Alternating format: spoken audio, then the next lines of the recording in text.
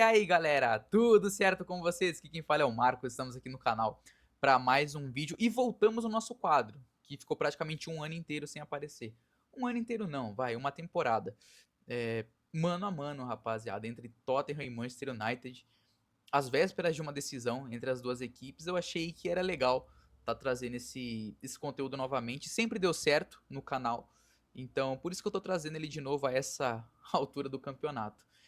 Rapaziada, aqui não vai ter análise de Bruno Formiga, né, VSR, então assim, vai ser um negócio muito mais esportivo, um negócio muito mais leve, sabe?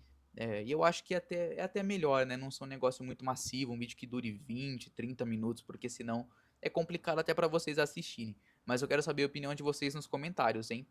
E antes da gente começar, rapaziada, pode ser que tenha discordância nesse mano a mano, porque o Manchester United ele joga num esquema com 3 zagueiros. E eu tô montando esse mano a mano, esse X1, no 4-3-3. Então, só para vocês saberem que, pô, no final pode aparecer por exemplo, um zagueiro contra um atacante do Tottenham. Porque vai sobrar um zagueiro para essa equipe do Manchester United. Não tem o que fazer. Mas dito isso, bora começar, rapaziada. A gente começa com o goleiro, então, claro. Vicário e Onaná, rapaziada. É difícil analisar a temporada desses dois porque foram muitos gols sofridos. Goleiro, você analisa por essa questão.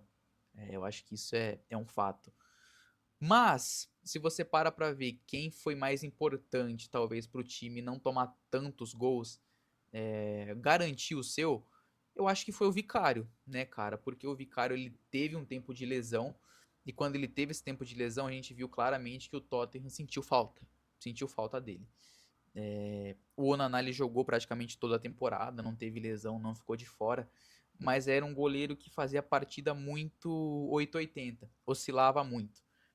Um jogo que ele falhou feio foi o confronto das quartas de final contra o Lyon, pela própria Europa League. Eu acho que se o time não passa, ele ia ficar marcado por aquele gol que ele tomou no primeiro jogo. Não vou lembrar quem foi o jogador que fez o gol do Lyon.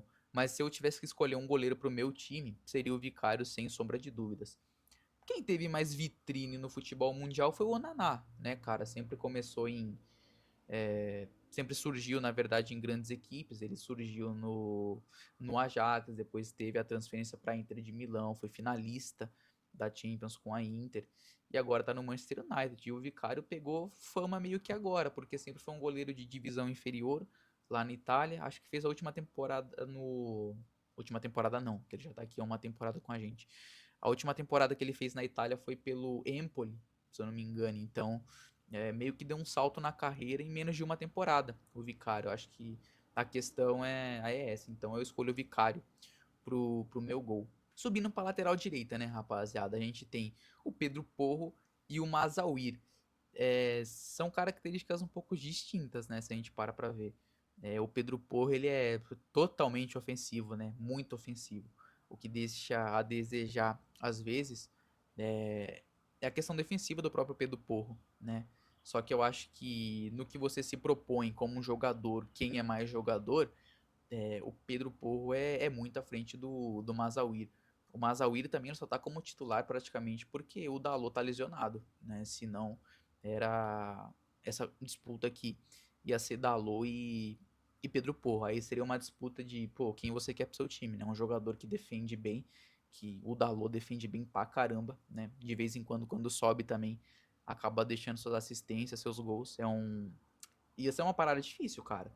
Acho que pro Pedro Porro disputar com o Dalot, mas com o Mazauir, eu escolho o Pedro Porro com uma certa distância. E aí, cara, a gente vai pra zaga, né? É complicado porque se você para pra ver a zaga desses dois times, eu acho que por nome a do Tottenham ganha. Eu acho que nisso a gente não discorda, até torcedores do Manchester United, se acabar caindo no nosso vídeo aqui. Mas nome não joga, né? Nome não joga. Então as duas zagas são o fator principal desses times estarem onde estão na Premier League, né? Muito lá embaixo. Mas entre Romero e Maguire, que como vocês estão vendo aí, Não tem como, é uma disparidade muito grande. O Romero é muito acima da média. Ele pode não estar vivendo uma boa temporada, como não está. Nessa teve lesão também e tudo mais, só que a performance dele deixa muito a desejar se você parar pra ver na temporada passada, quando ele era muito importante, mas sempre sofrendo com lesão.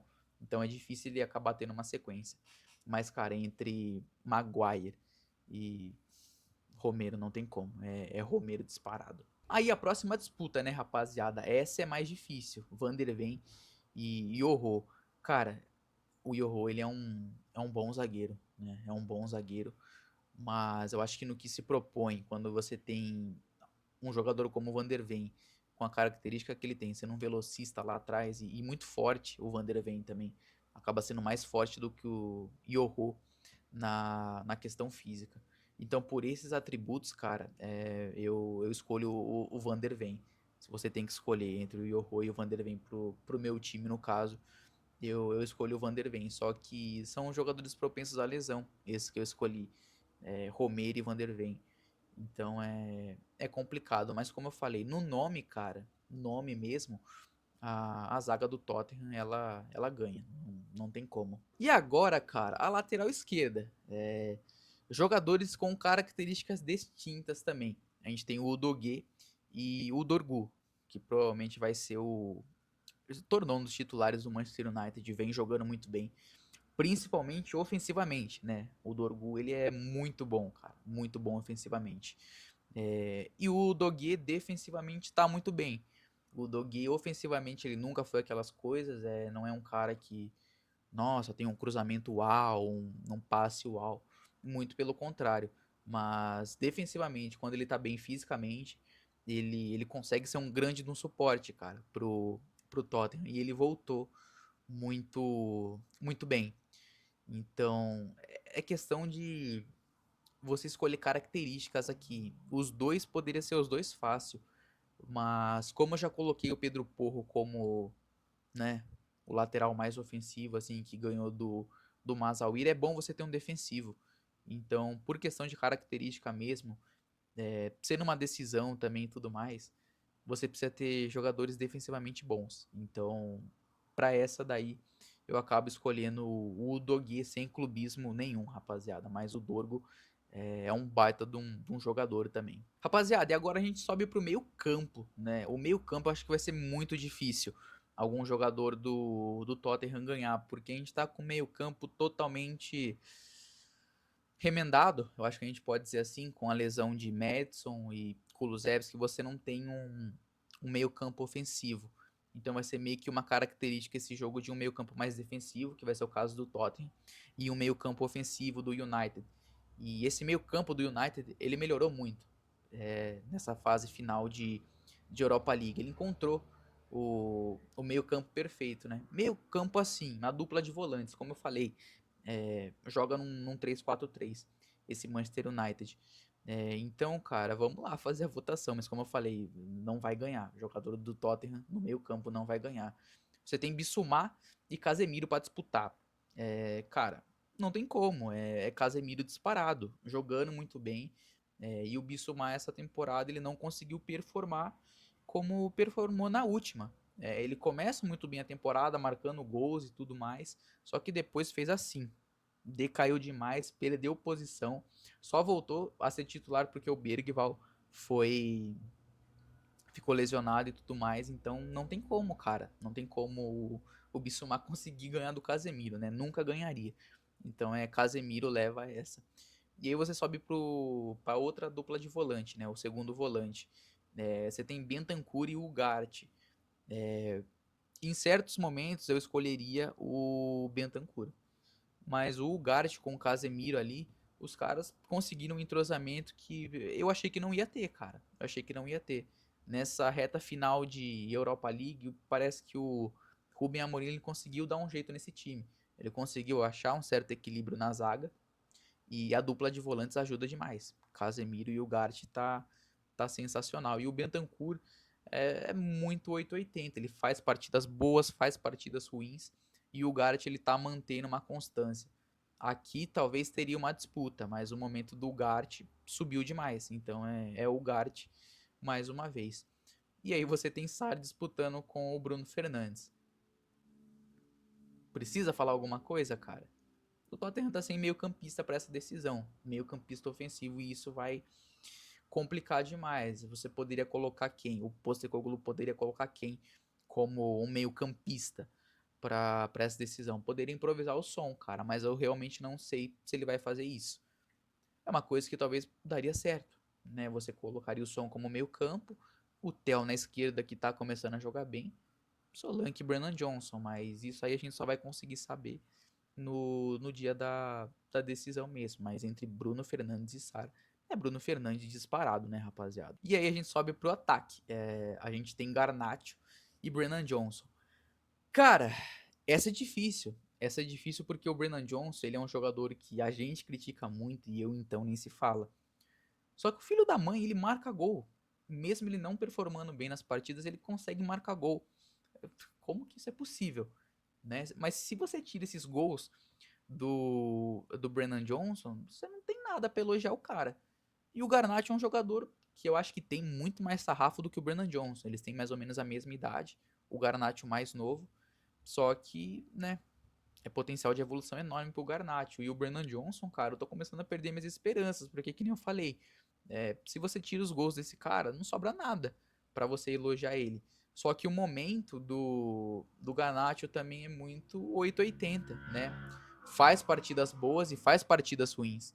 Então, você precisando de gols, né, para essa decisão, o meu jogador é o Brandon Johnson, porque o cara marca gol. Tá com mais do que, acho que 17 contribuições em gols nessa temporada. Então, só pela questão de gols, e nessa decisão vai ter que ter gols, eu escolho o Brennan Johnson no lugar do Garnacho, mas em outras circunstâncias, talvez se fosse daqui 2 temporadas, com o Garnacho muito mais evoluído da carreira, seria ele disparado. E aí você tem a disputa dos centroavantes, Højlund e Solanke. O Solanke, ele mantém uma constância muito grande desde que foi contratado. Teve o período de lesão que complicou para ele demorou a voltar a marcar, a fazer gols, mas depois que voltou, pegou confiança e tá jogando muito bem. Foi fundamental na classificação contra o Frankfurt, marcou gol na ida e na volta contra o Bodo Glimt, ele tá on fire, né? E o Højlund, cara, pela questão de característica e tudo mais, ele é um jogador mais, ele é mais centroavante, né? Ele é paradão lá na área, não consegue ajudar muito na construção de jogadas.